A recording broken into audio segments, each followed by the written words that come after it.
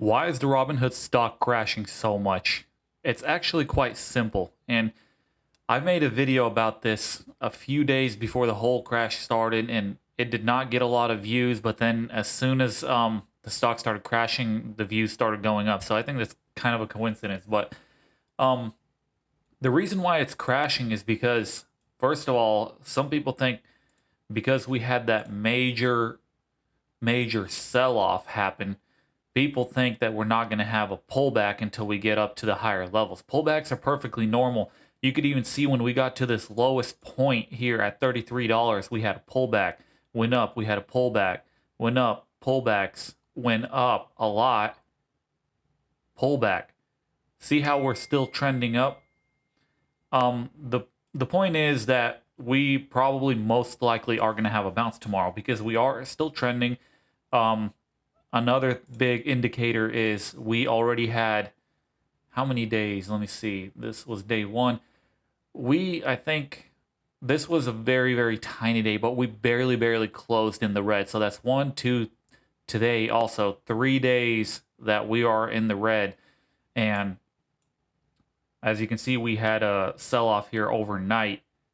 We did not really break that support. We actually held up, bounced a decent amount. And even at the end, yeah, we sold off. We did not go down and break below it. So these are pretty good signs that we're trending sideways because we're going to try to recover this gap at least, all the way up to here. This is a pretty good trade. So, in my opinion, we most likely are going to have a bounce tomorrow.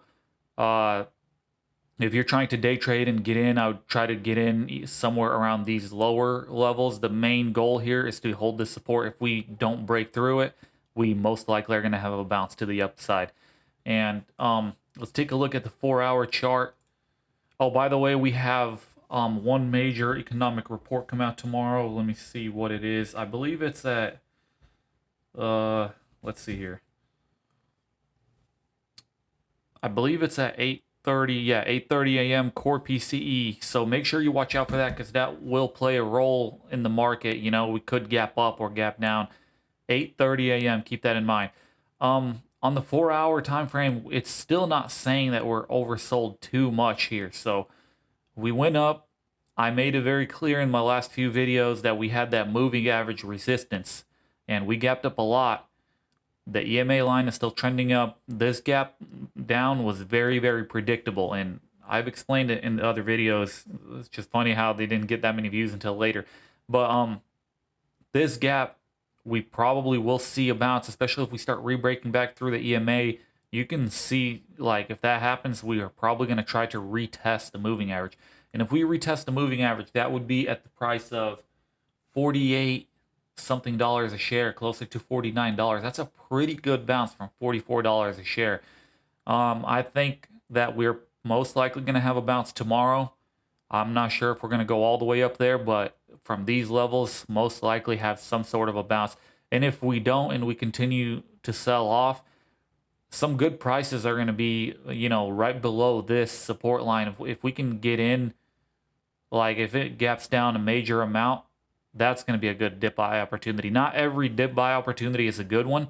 Like this one was not because we kind of were already, overextended. We were already going up a lot. So this dip buy wasn't a good one. But we'll see what happens tomorrow. I think most likely we might be trending up. I'm definitely bought some shares down here at market close because I'm not going to wait. But also do not go in with your whole account. Do your own analysis and what your tolerance is, because my tolerance is different from yours, and I went ahead and bought some shares here. My plan is going to be to try to break this resistance and maybe sell them slightly higher or right at that resistance there. But yeah, I'll keep you guys updated. Make sure you subscribe. I reply to every single comment.